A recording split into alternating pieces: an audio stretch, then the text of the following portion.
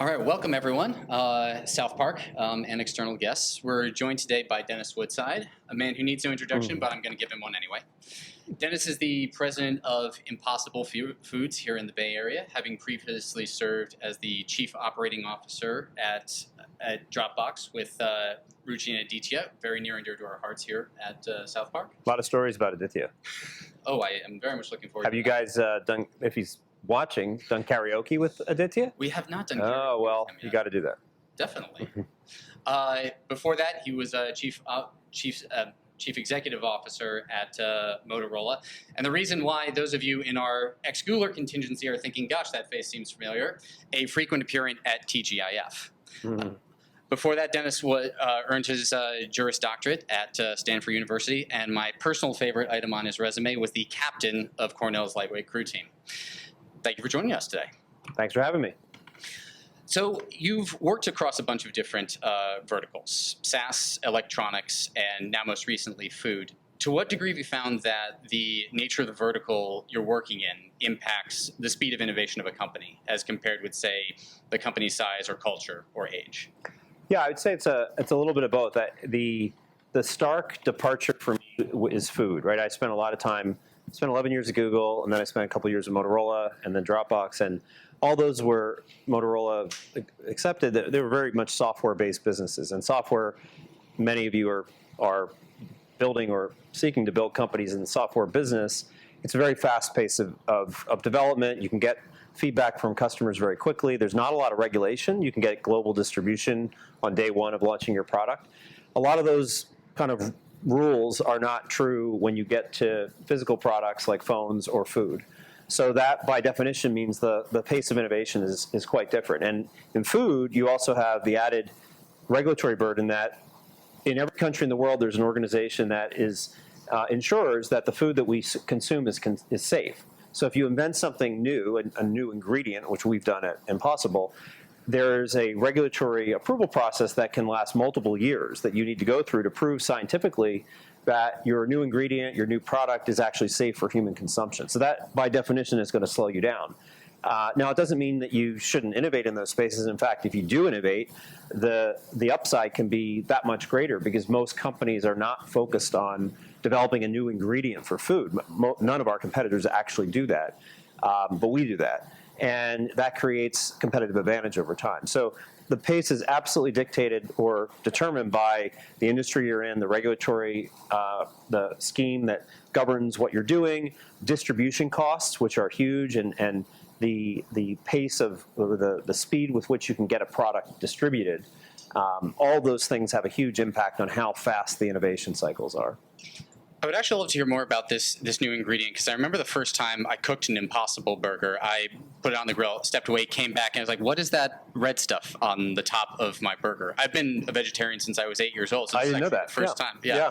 Oh, no, I want to extend my personal thanks to you and the entire team at Impossible Foods, as I have very distinct memories of bringing these hockey puck-like Boca burgers with me to Boy Scout cookouts. Yep, still exists. Yeah. I can't imagine for much longer. No, it is hopefully just not. Such a better product that you guys have. So this is the iron ingredient that gives it that.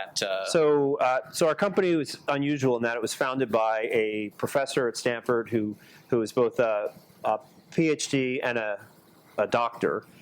He's a biochemist. He had done a lot of work on decoding the human genome. He took a sabbatical and thought, well, how can I apply my knowledge to solve a big problem? And he's very passionate about climate change. And he was also a vegetarian. He had done some dabbling with some of the ingredients that go into foods. And he thought, the biggest problem that I could help solve is this problem of animal-based agriculture, which contributes about 17% of the world's greenhouse gases. And that I didn't know that until I met the founder. His name's Pat Brown.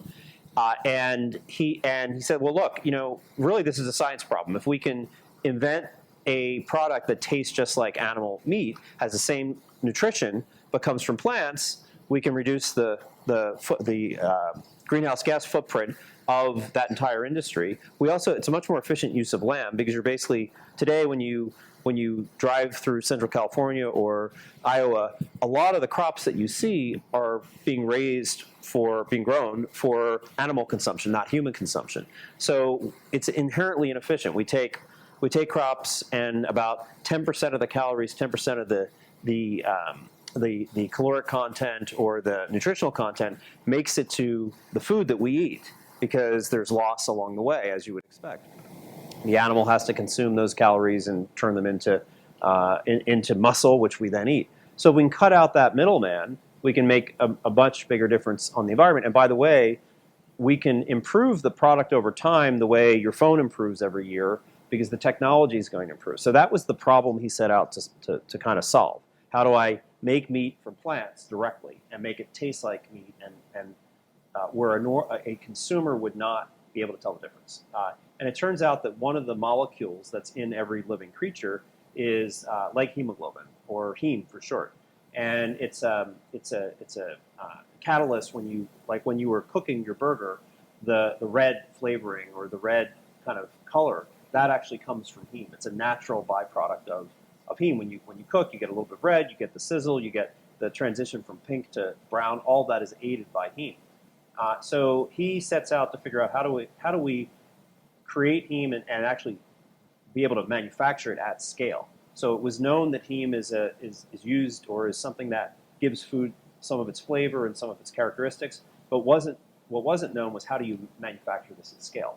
And so that was the fundamental problem that he set out to solve. That's what he got funded on when he went to Coastal Ventures. That was kind of his pitch, what I just gave there, and they wrote him a check, and he hired some scientists, and over time, that's the problem that they wound up solving. So that's the ingredient that is, we have 400 patents around the use of heme in a food product. That's the ingredient that we need regulatory approval for in every country that we operate, because no one had ever done this before. But there's a whole other set of know-how and processes that we've learned along the way that also help us make the product the way it is. So that's kind of the core, one of the core pieces of IP behind the company now. And that is what distinguishes this next generation of products from a Boca burger, which really is just a mixture of plant-based ingredients, but nothing novel going on there. And it is incredibly effective. The first time I had an Impossible Burger, I was at a burger joint with a couple coworkers from my first startup. I took one bite into it, and I had that flash of fear that every vegetarian experiences. Where it's like, oh God, they messed up my order, didn't they? And I broke a small piece off and asked one of my coworkers if he would possibly sample it. And he's like, I think that's... and I went back and checked with the counter, because it was that different of an experience from anything else that I had ever tasted. Yeah, and that's kind of the genius of the product. I mean, I remember the first one I had was, I think, Mayfield Bakery, which in Palo Alto, which doesn't exist anymore. But that same kind of experience, like I can't believe this is actually not a veggie burger. I am not vegetarian. Our consumer is not vegetarian. We are looking for what we call flexitarian. So if we just focused on vegetarians and vegans, our market would be 5% of the world, which is not big enough. So we really focus on just consumers, period.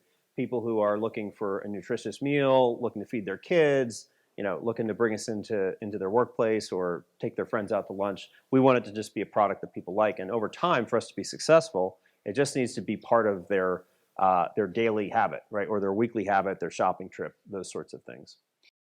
I'd actually like to dive into that in terms of how the flexitarian, pescatarian, vegetarian, vegan, there's a lot of different permutations of this that will increase the demand for plant-based foods.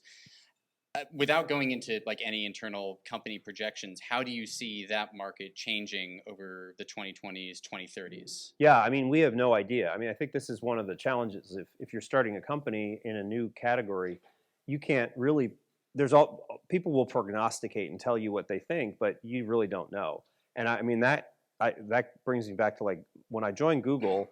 I joined Google in 2003. The internet was a thing, but we accessed the internet through 128K modems, so it couldn't do that much. And people were prognosticating. I think digital advertising was 3% of advertising in the U.S.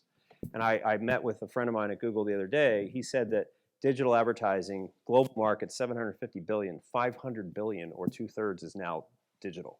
Mm-hmm. So of all advertising, 750 billion, 500 billion is digital. And like back in 2003, would anybody have said in 2020, like 20 years later, digital is going to be 2/3 of the ad market? I don't know. I don't think anybody would have said that. No one, we had no idea. It was logical that digital could become a much bigger part. But I kind of think that's where we are now. So for plant-based meat in the US, 1% of all meat. Plant-based meat in Europe, 2. Plant-based milk in the US, 15 to 16%. So, but plant-based milk has been around in the current iteration, been around a lot longer. So can plant-based meat get to 20%? In which case, our business now, which is close to 400 million, could be, obviously 20 times bigger. Sure, it could, but it's very hard to say with certainty that's going to happen. And that actually creates a real challenge from a planning perspective. Like, what kind of manufacturing capacity do you go by? How long do you make your contracts for purchasing, for manufacturing heme, or for purchasing the other key ingredients that go into our products? It's really hard because those lead times can be 3-4 years to stand up a new manufacturing facility. We're constantly guessing and re-guessing what the demand's going to look like in 3 years and 5 years. It's really hard. But you know what? You can't really do much about that. So you have to plan to be flexible on your overall approach to the business and your investments, and that's how we think about it. I'm actually curious about in terms of these projections, because there's the direct to consumer, or really to grocery stores where consumers buy, versus going to the restaurant. In your experience, like what are the trade-offs of taking a food product in those two different routes? So we started our business in has anybody run a restaurant or familiar with the restaurant industry? Anybody going to start a restaurant as no, right? Because you know something about the restaurant industry. It's a tough business, but so we look at the way that the food industry. You look at the food industry. There's food service, which is a fancy word for restaurants, and then there's retail, which is a fancy word for grocery stores. That's like Safeway. So we started in food service, and we started in specialty food service, like David Chang, which is a New York restaurateur, notoriously said, "I'll never put a vegetarian entree on my menu," but convinced him, and same kind of experience. Showed up, showed him the product. He made a burger. He could not believe it was not from an animal, and kind of blew his mind. He puts it on the menu.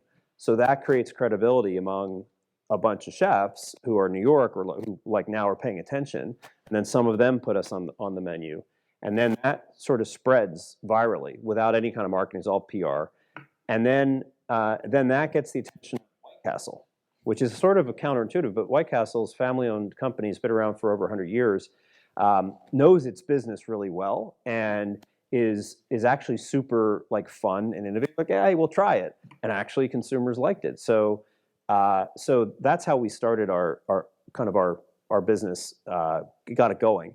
And what that did though was that allowed us to go to Safeway and Wegmans and even Walmart with a building consumer base, because we had already built out we had Burger King at that point in time. And that got the retail business going, because all these consumers that were used to trying us at restaurants could walk into the grocery store and buy us. And that trial part is really important. It doesn't matter what product you have. Getting trial, like that first trial, is so hard. The restaurant business allows us to do that, because anybody can. I think from here you could probably find Impossible, in a square mile in 50 different places, between Starbucks and Burger Kings, and I mean, there's no Applebee's around here, and then all the local smaller restaurants, Jamba Juice, a whole bunch of places now. But that reinforces the retail business, which is the retail business over time. It's already become bigger than that food service business for us. So that's how those two things work together. And when we go into any new country, like we just opened up in Europe, we do the same thing. We start with influential chefs, and then we kind of work our way into the market. I remember for the longest time, I wasn't able to find any in the grocery stores. It was all, I think it was almost exclusive with Bear Burger in New York. Like, that was the only place I could get an Impossible Burger. Was the idea around that to want to control the brand experience, so that if I'm a horrifically bad cook, so that if I buy Impossible Burger and then bring it home and then burn it, that's not going to influence my experience. To try and get people's initial experience of Impossible Burger be at a restaurant where they know. It was more a result of the price of the product at the time. So when you're subscale in manufacturing, the price is quite high on a per pound basis. So we couldn't go into like the scale operators back then because the price was too high. But David Chang, who sells a $20 burger, he doesn't care if he pays $6 a pound, which is high, or $8 a pound, because he's doing a quarter pound burger. $8 a pound is, he pays $2, but it's a $20 burger. So the economics work for him, but you try to sell that burger at $8, it's not going to work. So it was more happenstance, and like that happened to be that the high quality operators who were serving $20 burgers were the ones to buy it first, and that actually created a halo of quality, which was completely unintentional, I think.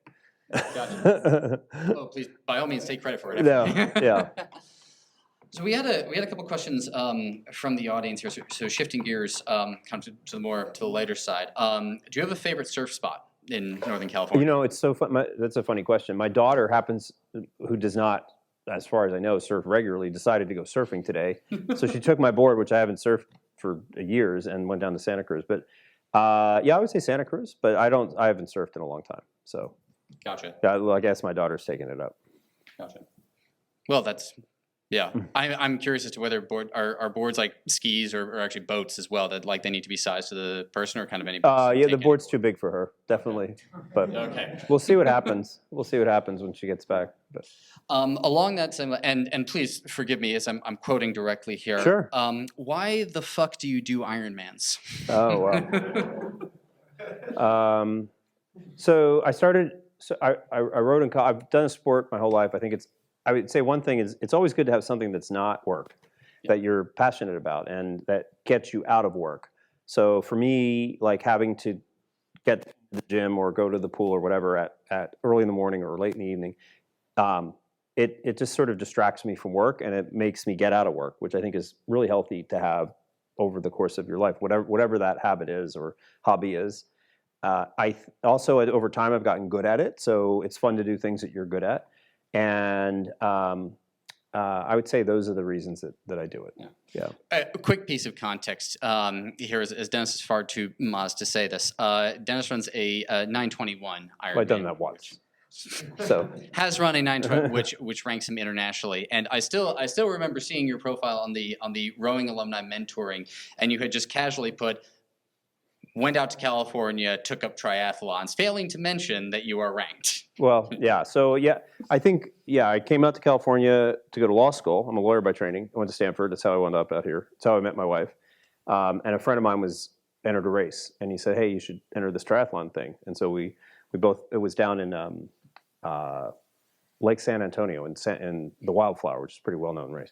So we just did that race years ago, and then I just stuck with it. He didn't. And I still see him, but yeah, so that's how it all started. That's amazing. Like those small kind of random moments that end up. Totally. Yeah. I'm curious, was rowing a similar kind of like turn on a dime thing? So the rowing story, so I was in high school, I was a bad athlete. I was a soccer player, and then I became a football player, and I'm not big enough to be a football player. And I went to Cornell. I see a Cornell.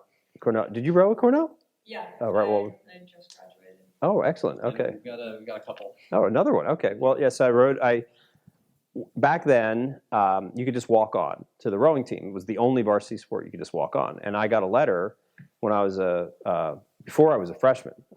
That said, hey, Dennis, we understand that you've had all these athletic achievements in high school, and we want you to show up and try out for the rowing team. Show up on August 20th at 10 a.m. And I thought I thought that was like just to me. But it turned out they sent it to like the entire class, and so I showed up, and there's like 150 guys there, and I remember the coach was like, "We don't cut anybody, we just wear you down," and like every day there was 110, and there were 90, and the next thing you know, there's like perfect sized team. There was 24 people by about a month in, and that was the team, and so. It was like the sport you needed zero skill to start, and they taught you everything. So that's how I wound up rowing. Yeah. No, they still do take walk-ons. These days you don't get a letter. They take, so Cornell requires everyone to do a swim test. They want to make sure that everyone there is able to swimming in the lake, which nobody ever does.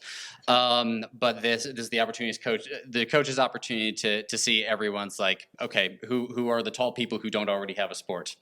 But yeah, They we still have pluck them out of the water and yeah, exactly. Yeah. No, that's how I was a walk-on too. That's how they got oh, me. interesting. Okay, that's funny. Yeah, yeah. But yeah, a unique experience. Yeah, it was a great experience. I loved it at Cornell. So you mentioned earlier around as we were talking about beef as a competitor.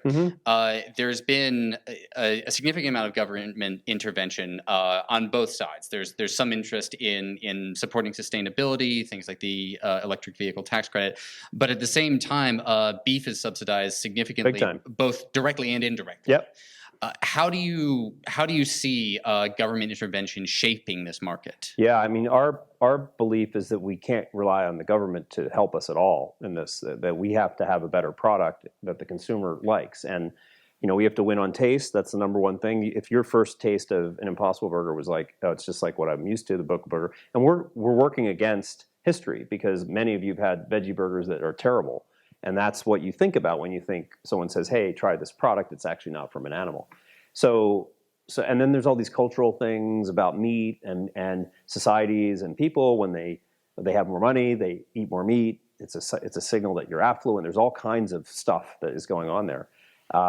So the government side, we have to win on taste. We have to win on nutrition too. Like it has to be a better product. For us, it's no cholesterol, lower saturated fat, lower calories, all that helps. Most consumers don't know. Most consumers just think if you say it's from plants, they assume it's better for them, which is probably true, but they really don't know why if you ask them. And the environmental side, almost nobody knows. Like people just don't, it's not commonly understood that animal-based agriculture actually contributes to greenhouse gases at all. Most people think smokestack industries, transportation, that's where most greenhouse gases come from. So there's a huge communication challenge that we have to overcome. That's about communicate first the taste and the trial, second the nutrition, and then over time people will stay with us. They believe that what they're doing is actually a better thing for the planet, and that takes a long time, right? To educate millions of people and get them, and you don't have enough money to do it through traditional means. You can't market your way there. So that's the skill that we're learning and that we need to really rely upon. On the government side, the government's going to subsidize the kind of incumbent industries, and they have for a long time in the format of subsidies for the feed that goes into that's a major input to that industry. You're seeing some changes in regulation, like in the UK. The UK has said, the government said they're going to take away those subsidies, which basically the problem is that will probably collapse the animal beef industry, which isn't necessarily a good thing. So whether they do that or not is a question. In Europe, there's more awareness that animal agriculture is actually damaging to the environment, damaging to the world, and that there's alternatives. But in the U.S., it's that's not the case. So we just can't rely on it as a driver of our business or a value. And I think you look at like a Tesla. Yes, EV subsidies were a big deal, but at the same time, they built a better product. And I think consumers are realizing now, just like we don't call that a mobile phone. It's just a phone. And I think people are calling Teslas, they're just cars, right? But they're really good cars. And we need to be just another meat, but just happens to be from plants. That's like milk. Like I don't think people say, I want some oat milk, right? They might say, I want Oatly, or they're moving away from categorizing milk by its input and more talking about the brand. And that's what we need to get to. Yeah. You beat me to the punch on the Tesla comparison of like this original. I remember somebody first telling me about electric vehicles or any kind of like sustainably minded form of transportation, and it was just not a luxury experience, similar to how the Boca Burger was. Yep. Just I mean, you ate it, but it was Right. not something you looked forward to. Whereas, what was the GM had the Volt? Yes. Or was it the Volt? And then there was something before that, Saturn, not Saturn. There was another one earlier that just had a range of 50 miles or something like this. I mean, just not the kind of experience that you want to have. Some people will do it, but it's like a psychological effort to make yourself do that. But it's amazing that you've been able to do that with on the burger side as well. Well, a lot of brands have been able to create businesses that are where sustainability is the core benefit for the product from the product. Like think of Patagonia. We look at Patagonia a lot because that company was built over a long period of time.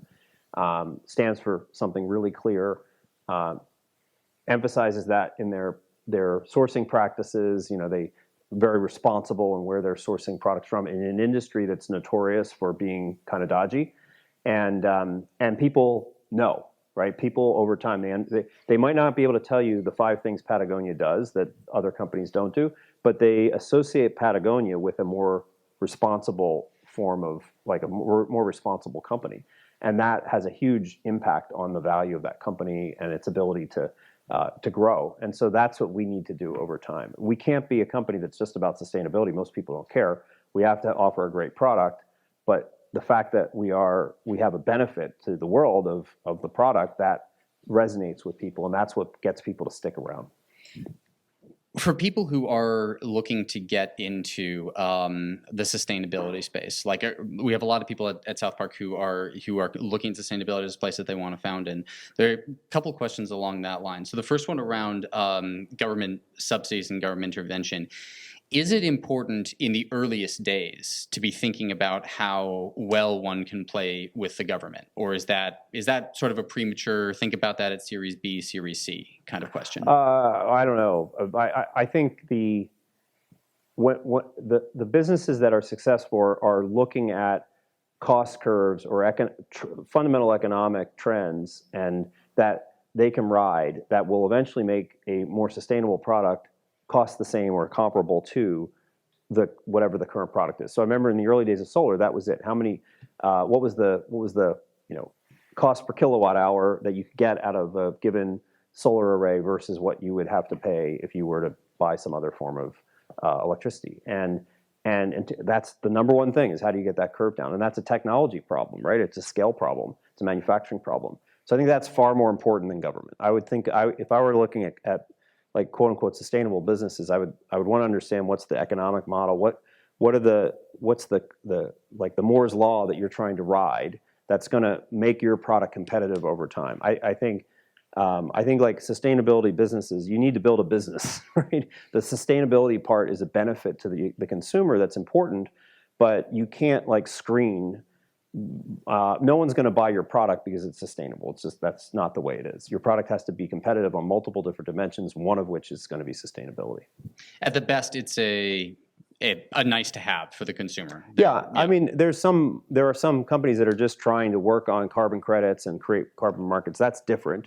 I think that's also hard and interesting, but really hard because you do require government intervention for those markets to truly develop. No one can compel me to buy a carbon credit if I'm an emitter, unless the government tells me, right? It's not in my interest.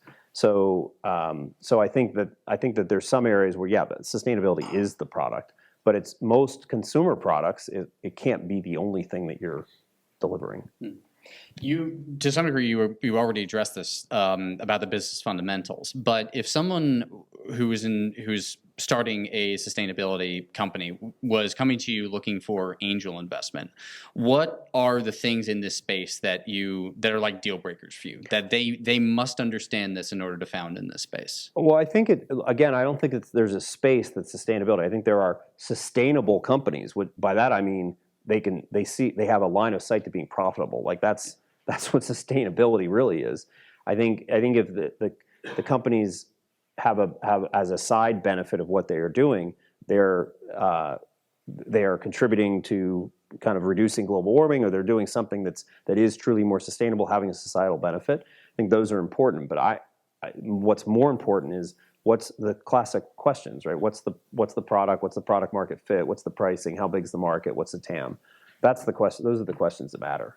Gotcha. Back to the fundamentals. It's basically fundamentals, what is an interesting time to be founding, as well as the current dynamics are starting to favor more of those, back to the fundamental view, as opposed to the kind of the hype in some sort of areas. Definitely. I mean, the market's really interesting. A lot of the companies that were public that were high flying are down 80%, and the companies that have solid fundamentals have done fine, and they'll continue to do fine. Is now, you think, a good time to be founding in that environment? Any time's a good time. I mean, if you have a good idea, it doesn't matter, really. I mean, you can get money for a good idea at any point in time, and you can get talent for a good idea at any point in time. So I don't think that the cycles matter so much.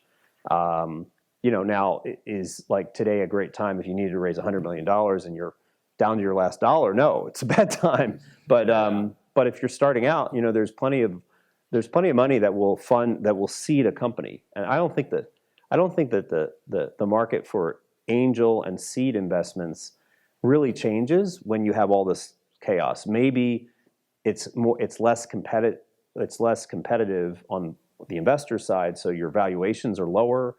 But I think that as an investor, there are so few great ideas and great teams that those ideas and teams are going to find capital. The project of the teams that are really going to do the great things, they can be founded in good times, they can be founded in bad times. Yeah. It's the companies on the margin that need to worry, not the ones that are going to. It's the companies that have overextended themselves and are burning too much cash and need cash in the near term that in the past over they assumed they'll just be able to go out and do another raise. They're the ones that have real problems for sure. Gotcha. We have over $800 million in the bank right now, so we don't need to raise money. But we were fortunate in that we raised a big chunk of money last November before everything got chaotic. Had we not done that, we would be in a different position today, for sure.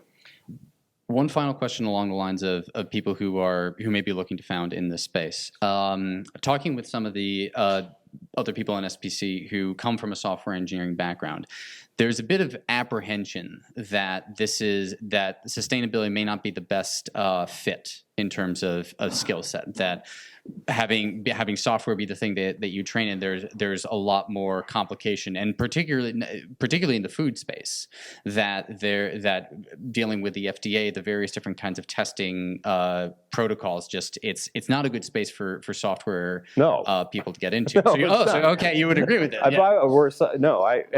I got into it because it seemed like it would be fun, and I believed in the mission. And I looked at milk, and there's milk even 3 years ago was 14% of milk was not milk, and I thought meat, and you taste the product, there's product market fit, it's pretty obvious what you need to go do. It's a scaling problem. Scaling problems are once you have product market fit, then if you have a scaling problem, I know how to solve it. I don't know how to solve the initial product market fit problem. That's what a founder needs to do. So I think for like if you're kind of a software type person, I don't know why you do that, but if you're I think if you're interested in we have a lot of people who are biochemists and biology, chemistry PhDs. They have a lot to offer, right? Because we have a lot of what we do is large scale fermentation and things where what they know actually directly can drive our business forward. Our product is not reliant today, and I don't think it will be, on software currently as a software product that somehow enhances our physical product. The software is, just the website, ancillary. It's a lot of software and manufacturing, but it's off the shelf software, and there's some coding that we do, but it's not core to like a Dropbox. Probably 40% of the people were software engineers or engineering, product, and design. Like that was 40% of the company. At Google, probably about the same, because that's what you're building. You're shipping software, you're shipping code. We're shipping food, so we need a different set of people, very different than software. Gotcha. That makes sense. A couple of the other questions from the audience. Have you implemented a Cupcake delight policy at Impossible Foods? We have a lot of the great thing about a food company, or at least Impossible, is we have sampling opportunities all the time of new things that are being cooked up in the lab, and like we've seen jerky and steak and milk samples and fish, just things that our R&D teams are. So you get to sample all that. So there's like a bunch of fun stuff around sampling that is cool. Now with COVID, of course, it's gotten a little bit more difficult, but that's always fun. And then we spent a lot of time like going out with our restaurant partners to restaurants and seeing how our product is working in the wild. I was on United Airlines flight, and we're serving a meatball in United Airlines, and it was kind of fun to see how many people ordered the meatball. They ran out, of course, which is good. You want them to run out. So those are the fun things about working there. Yeah, I think this is one thing, a paradoxical experience of going to Whole Foods and then going to get either plant-based meat or plant-based milk, and seeing that they're out and there's an immediate flash. Happens all the time. But then there's okay, good, people are buying this now. Yeah, it's hard to keep in stock in lots of places, and it's a big challenge with COVID because like an operator, like a Safeway, they might have your product in the back room, but they don't have the labor to bring it to the front of the store, because they have fewer people than they had pre-COVID, they'll do it once a week. So you sell out and then just lost sales. It's a very analog industry that way. Like you would never you would have my site's down. That's a real problem. You know about it. You can fix it. Our site goes down in Safeways all over the country every day, and we don't know about it. And so there's if you're coming from software, it's crazy what you do. You hire armies of people to audit the stores, and when they see you're out of stock, they go back into the stock room. They're licensed to do this, get the product and put it on the shelf, and you pay for that. So it's crazy analog. My mind is blown. That's how like food hundreds works. of people doing this. Yes. So that's how food works. Yeah. And if you get really big and you're really successful, like Pepsi, you hire your own people to do it, and then your own people go into every Safeway and they make sure your products are on the shelf. So normally it's not like we're the only ones. Normally, I don't know if carpool is the right analogy, but you'll pair up. So you're not. So Impossible Foods is not paying one person. Like no, one person that serves have like 10 they have like brands. 10 brands, Okay. but there's a rep that will walk into the store that we're paying, that will then check on all 10 brands. Are they in stock? Are they on shelf? Is the tag proper? Man. Yeah, it's tough. It's tough. So it's not software. It is, yeah. Coming from outside, there have been many times that I've realized that there's a lot of complexity in this space. When I was in Austin about a year ago, and I kept hoping to get Impossible meat at Whole Foods until I realized we're not at Whole Randall's. Foods. Yeah. Well, we're not at Whole Foods, so that's one that we're not. And there's a long story there, but but we're not at Whole Foods. But yes, we're in pretty much everywhere else. Yeah, but that it was at a store like Randall's, which I'd never even heard of before. Yeah, I moved to I don't know Texas. Randall's. That might be owned by a bigger chain, or it could be a local.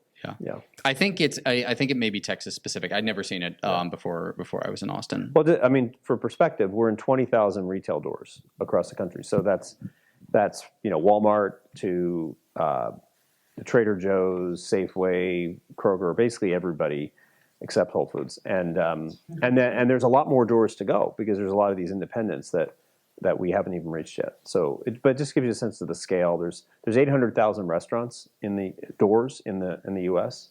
and we're in 45 or 50,000. So there's a lot more restaurants to go into as well. It's a very fragmented industry, and the way you get to the restaurant is you sell to a distributor who sells to another distributor who actually walks down the street and says, "Hey, you want to buy some Impossible Burger?" So that's how most restaurants learn of new products. There's not like a web interface. There are, but people tend not to use them as much. But think of like the chef, person's busy, someone shows up at an off hour and pitches them something, maybe they'll try it. I was also curious as to whether there's a relationship between the restaurant and the distributor, because if I'm running a restaurant, I don't want to run out of anything. Like I'd be very nervous about trying like a new ingredient. Oh yeah. They manage. I mean, some distributors will manage the inventory at the restaurant, make sure that nothing runs out. But it's an old industry. It's very complex. There's a lot of people involved. It's driving a new product through that old industry is really tough. And you need to really, it takes time, it takes education. You have to educate the distributor on your products. They need to buy in, and they need to educate their sub-distributor. They need to buy in. So you have programs to do that. But it's again, I go back to software. In retrospect, like Dropbox, pretty easy. Put up a site, download our app, Anybody in the world can do it. There's no cost. There's nobody between you and your consumer. That's a big advantage.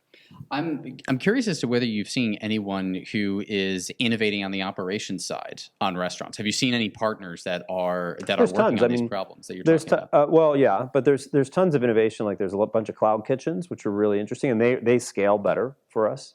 There's always new concepts in restaurants. There's a lot of automation and that goes into the restaurant industry. If you think about Starbucks, a huge percentage of their sales now are coming through the app, which pre-COVID that just wasn't true, and that changes their whole business model. Like their CEO was saying, their stores were not designed for people ordering on the app and picking up. Their stores were designed for people coming in and ordering and talking to the barista.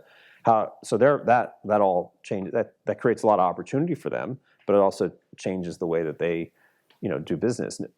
Luckily, they invested in that app experience pre-COVID, and it really made them successful during the pandemic. So there's innovation in that respect. Restaurants are always seeking to innovate in the products, and that's why we have a lot of distribution, because they want to provide what their consumers want, and so they're constantly looking and trying things, and they're very data driven, because they actually have a lot more data than we do in many sense, because they can tell by store what sells, what doesn't sell. We know some stores, whether it's a Burger King or a Starbucks or White Castle, our sales are through the roof, others very low. Why? All that stuff they know, and then they can tune their marketing and their messaging and their product strategy at that granular level. So technology infuses the industry. It's just that it's a physical goods industry, and so you have to get product to the market, which requires you to work through these distribution systems that are very human intensive and error prone. That sounds like quite a challenge. Yeah, it is. Yeah. We've one more writing question here. Could you tell us what the best part of working with Aditya was? Actually, sorry. Could you tell us what the best part of working with Aditya was? Winky emoticon. Oh, I see. He's a very positive person. I mean, he's always been. He was, even when we would have a crisis, he would always be super positive and super like, let's solve the problem, let's work the problem, let's fix it. Not like a judgmental person who would kind of bring people down. So I just thought, in the times when we were having the most difficult parts of any company goes through, he was like always the most positive person in the room. So it was great, and the most solutions oriented in the room. So I really appreciated working with him for that. That's awesome. And one last question before we open things up to the audience. One value that is very important to us here at South Park is nurture yourself. If you're not taking care of your health, if you're not taking care of your family, you're not going to be in a position to do your best work. But this is frequently cast in Silicon Valley as a zero-sum game. In order to give to one, you have to take from another. And I'm curious to hear your thoughts on this as someone who's obviously had a lot of career success, but again, has run a 921 Ironman has also raised a family. Like, how do these things support each other? I think we're learning more about like what can work for more people and what doesn't. I think one of the things that I think a lot about with us trying to come back to work is where people live and how far they have to commute has a huge impact on their life. And I think one thing that when I talk to people who I work with, the people who have the most trepidation about coming back are the people who are furthest from the office, because they remember the days of like 75 minutes in the car one way, so an hour and a half lost or more, 2.5 hours or more lost just to the commute. Not uncommon in the Bay Area, and might have a family, and so it just there's like so much stress, and all of a sudden that stress is, you don't have to experience it, you just kind of show up on Zoom. And so I think like as a company, we got to realize that's like real, right? We really want that person in the car 2.5 hours a day. That doesn't make any sense. So I think thinking about what from a like my responsibility is like, how do we create an environment where that person can be productive, can have like a conversation like this that's actually human to human, and it's not so like structured that in a typical meeting on Zoom, but at the same time, they don't need to come in 5 days a week. I think that's a big thing, revelation from the maybe it shouldn't have been, from the pandemic that a lot of people are wrestling with. And I've tried to, like, I used to commute to the city, and I didn't have that long of a commute, but I had a 45 minute to an hour commute, and I felt that stress, and I get it. And now my commute's 10 minutes, and it's like night and day. So I think trying to structure your life to the extent you can, so that you take those external stressors out, is really important. I think people are realizing they can structure their lives a little bit better now that we're more open to remote work, so that they don't have to experience some of that stress. They can spend more time with their kids. So I think that's like one area that there's, as the Valley, we just have not figured out what the right answer is. But I think it's an area that we need to focus on. Personally, I don't think I would want to go back to a job where I have to commute an hour. Like, no way. That's going to be a criteria for my next, whatever the next job might be, if there is a next one. Because I enjoy commuting 10 minutes, and it doesn't feel like a commute. It's just getting in the car and I'm out in 10 minutes. So I honestly, I couldn't agree more. When I was in New York working for Google, it's like, I love my job. Like, I've got a great apartment. I've got great friends. It's like, there's really only one bad part of my day, and that is the New York subway. I like the New York subway, though. Yeah, because you can get around fast. Oh. You can get around fast. Like, compared to like a taxi, it's much better. Maybe I was on the wrong subway line. I was on the 6 for a decent amount. I was on the 6 for a while too. Yeah. Dude, I thought New York. I think you've got a better outlook than I do. I thought London was the same thing. I don't get stressed with subways. Gotcha. But I did get stuck in the New York on the 6 for 4 hours underground when there was a fire. That was fun. And they evacuated us onto the the little side, like between stations. There's a small walkway that's covered with like rat poop, and so you basically walk through the rat poop to get out. The firemen took us. It was like front page news. It was pretty cool. In retrospect, it was cool. Type 2 fun, I think, is this. Not necessarily. When I was in the subway car and there was the person freaking out and the other person had to relieve themselves, it wasn't so fun. Well, then, on that note, I'd like to open up to questions from the audience. Yeah. So I mean, just a comparison to Tesla, just to like kind of go deeper on that. I think Tesla has a lot of research carbon credits, which is also what helps make them valuable. So I was wondering if even at Impossible, kind of you're saving a lot of carbon from being emitted by having plant-based meat. So kind of just whether kind of you've explored like that as a potential source of value.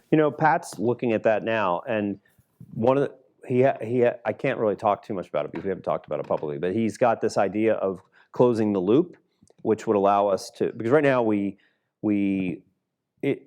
ship, let's say we'll ship, I'm just making up, 50 million pounds of product. It's more than that, but let's just say it's 50 million pounds of product. That's just 50 million times 4, 200 million servings of animal product that didn't have to go. And you could do the math, and I don't know what I'm not going to do the math on the spot, but it's like tens of thousands of cows that you didn't need to kill. So, okay, what does that mean? Well, that's actually land that could be reclaimed, but the loop hasn't been closed. So if we can close the loop, potentially you could make the argument that you should get credit for that.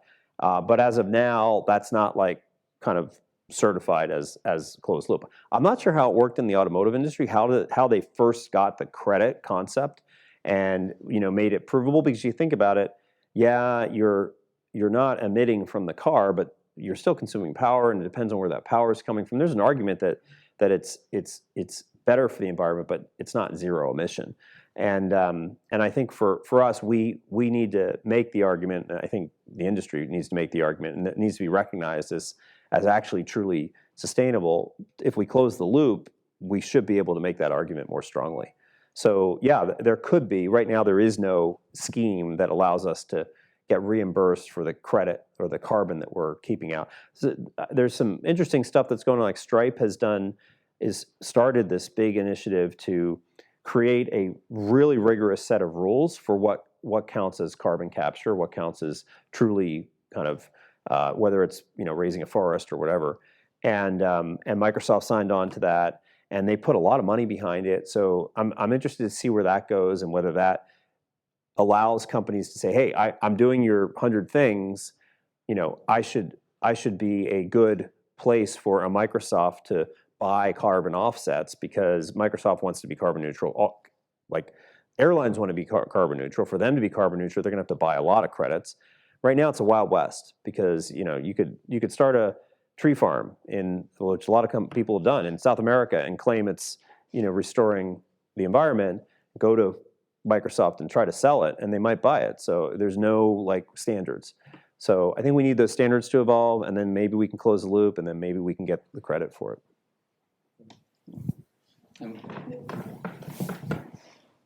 Yeah, because working for Impossible, I guess maybe circling back to these other questions a little bit, right? I guess what are your thoughts on building companies that are doing physical things, hard things, kind of like in this funding ecosystem of Silicon Valley, where ideas like inventory or distribution or manufacturing are kind of terrifying foreign concepts to most investors? Yeah, it's so there's definitely a class of investors, and I have friends who look, I invest in what I know, and what I know are I know the dynamics of a good software business and how once you get it going, how distribution works, how go-to-market works, all that stuff. But there are also investors who I know who think about the biggest problems that they can solve, and they put their money in it. I know a guy I went to law school with. His name's Aaron Price. You guys can look him up. He's on the board of Tesla. He was the clean tech. He was like a very early clean tech investor, and I remember him sending around this clean tech investment letter in 2002, and I was like, "What is clean tech? What is this thing? What?" And I think he was pounding his head against a wall for a decade, and then he helps fund Tesla and Solar City, and I think people like him are showing a lot of others, hey, that's in my view, that's what breakthrough real investing is. It's making a bet on what you believe in, and then seeing what happens, and finding the entrepreneur that actually is going to make it happen. So I think if you have, it's less, if you go up and down Sandhill Road, fewer investors want to fund a physical product because there's so many that have not, scaled. But that's not to mean there's not money. We got funded, right? And Vinod Khosla, he funds big ideas. That's what he wants to do with his wealth and his partner's wealth. And there are investors who that's what they care about. So you just have to find those investors.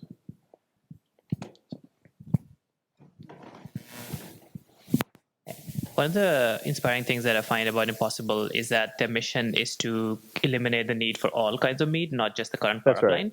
So I'm curious, what are some of the bottlenecks you've seen? Is it waiting for some breakthroughs, like the theme that you're mentioning, or funding? If you had one magic wish, what is the one blocker that you? So our products, we think of our product, our products are based on technologies. The platform that we have chicken, pork, and beef in a ground format.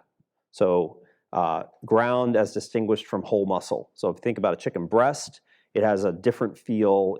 You can see the striations of the muscle, or a steak, it's stringy.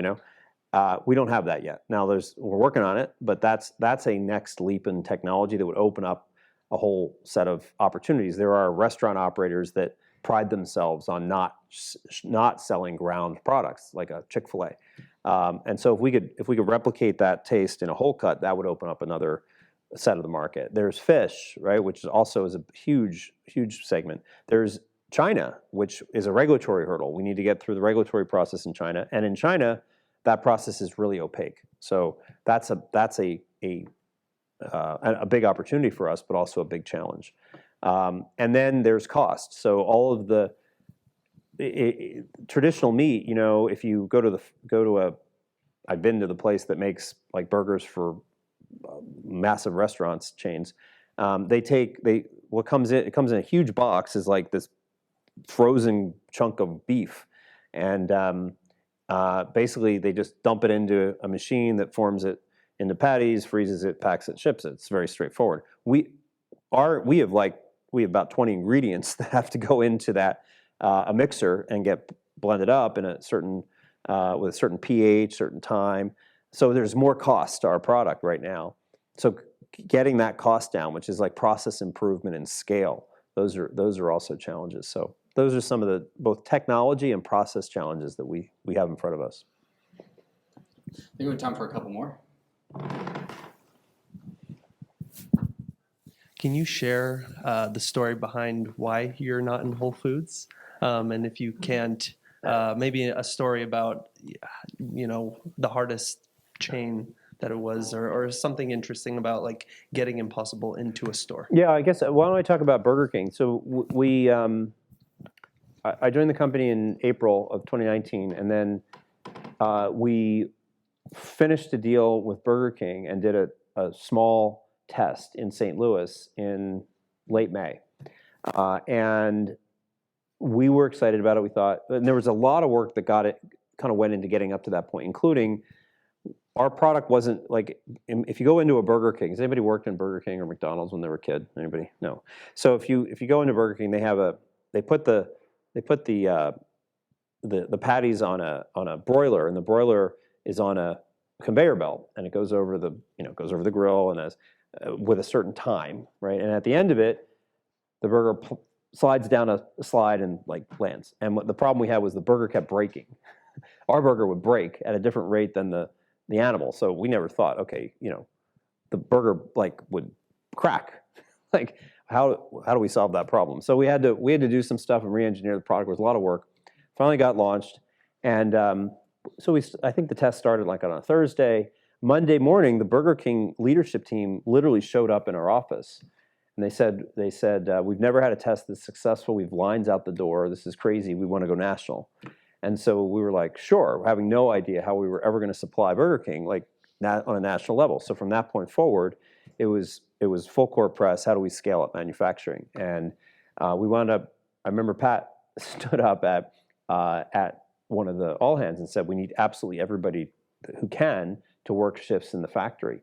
So we had, PhDs in biochemistry working the line up in Oakland to get the product out and just to satisfy that customer. Because that was a make or break customer. If we had not been able to kind of meet demand, that would have been a real problem. So yeah, there's funny stories like that about how do you, what's the first big customer like? I think a lot of startups have that kind of, but for us, that was the first massive customer. I think two more.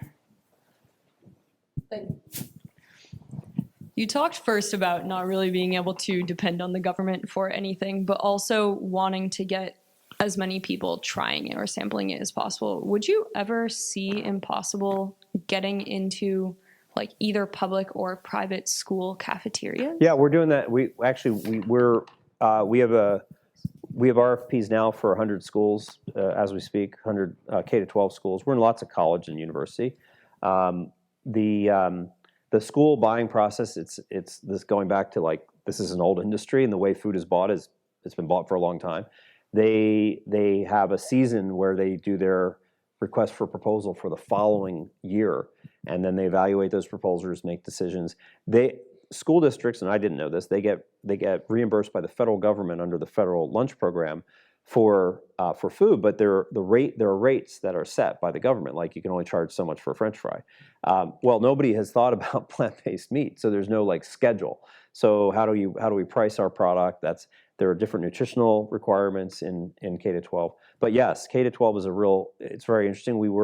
We've been in the Chicago school system, one of the largest in the country, for a couple of different like more promotional things, kind of coming in and out. But we think that's a huge trial opportunity, and kids love our products. Kids especially love we have a chicken nugget product they love. So the more we can get kids to try the product, the more they're going to grow up and be consumers and not think, oh, this is plant-based and this is not. It's impossible, and it's not impossible. That's a huge opportunity for us. And then on colleges, in college campuses, we do quite well also. And again, there's a buying ecosystem around colleges that's quite interesting to figure out. So.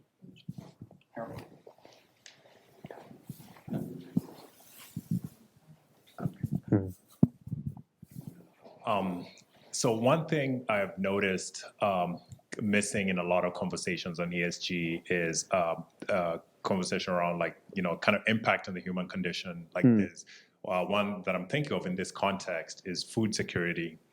Not just in, like developing nations, but even in the US, like, Yep. the poorer communities just don't have access to high quality food.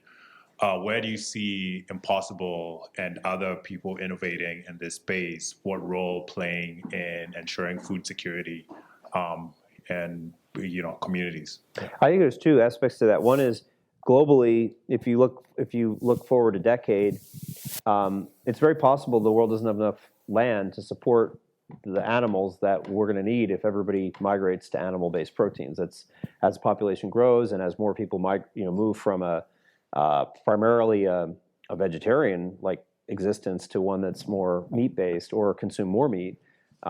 It's just not clear there's enough land to do that. So that's a huge problem, and that's not going to be a problem for wealthy countries. It's going to be a problem for the poorer countries. That's why China's interesting. China doesn't have enough land to support its population as the population consumes more and more protein. And they've been actively discouraging people from moving to a protein-based diet. But of course, you can't prevent people from doing what they want to do. So creating an alternative is something that's super important. You have to make better use of the land to feed the future world population. I think and the other side of that's the nutritional aspects as well. I think in terms of the U.S., there's a big issue with food deserts in lots of cities where within a couple blocks radius, you might have a 7-Eleven, you might have a fast food place. You may have a grocery store, you might not, and so that does not encourage a healthy appetite necessarily or a well-rounded appetite. And so for us, yeah, there's an opportunity to be in those places. That's why Burger King is important for us, because it introduces everybody to our product at a fairly accessible price point. But those areas are super important for us to continue to develop. And I think what you're going to from a nutritional standpoint, there's also a huge amount of education that needs to happen. That we can play a small part in, I think, in the advantages of a plant-based diet over an animal-based one.